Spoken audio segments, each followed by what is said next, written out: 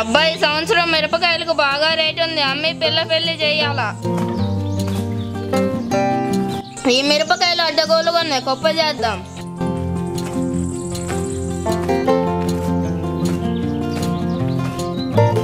ఏమండి ఏమండి ఏంటే?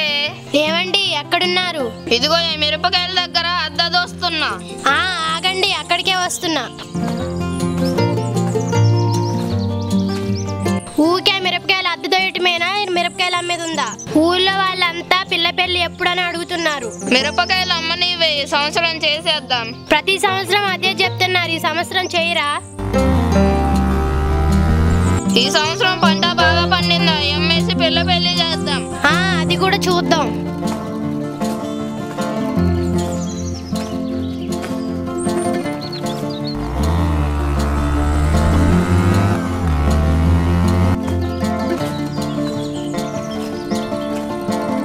రఘు, ఈ సంవత్సరం మిరప తోట బాగా పండిందట కదా, ఈ సంవత్సరం ఉన్న పిల్ల పెళ్లి చేస్తావా?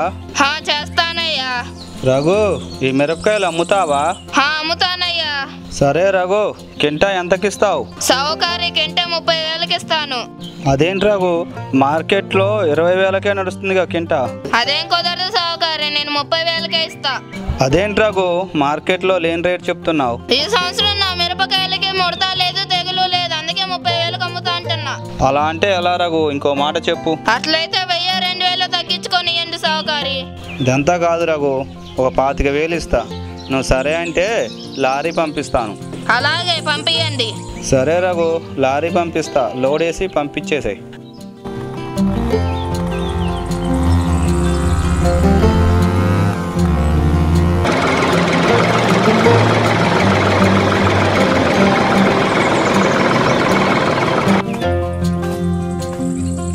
రఘు, మా సావుకారి నీ మిరపకాయలు కొన్నాడట కదా? అవును, కొన్నాడు. అందుకనే లారీ తీసుకొని వచ్చాం, తీసుకెళ్దామని. సరే తీసుకెళ్ళండి.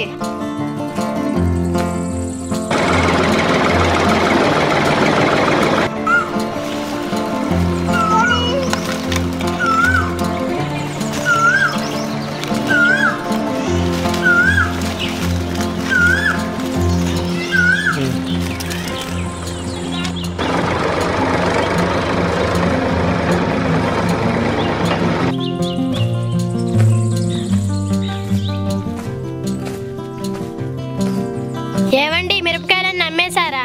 అమ్మేశాను. ఈ సంవత్సరం పిల్ల పెళ్లి చేసేయడమే. పిల్ల పెళ్ళేమో గానీ ఆకలి అవుతుందంట, ఏడుస్తుంది. నేను మార్కెట్కి వెళ్ళినప్పుడు మ్యాగీ తెచ్చా కదా, మ్యాగీ చేసి పెట్టు. ఈ మిరపకాయలు లోడ్ అవడమే వస్తాను. మర్చిపోయానండి, ఇప్పుడే వెళ్ళి మ్యాగీ చేసి పిల్లకి పెడతా.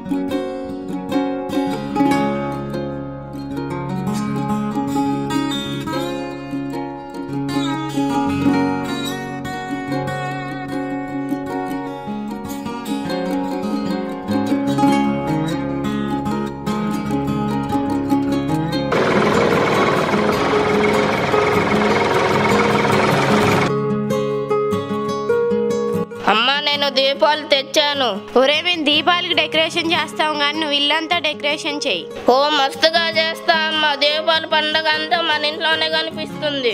ఒరే మంచిగా చెయ్యి, నీకు పరవన్నం చేసి పెడతాను. సరే అమ్మా.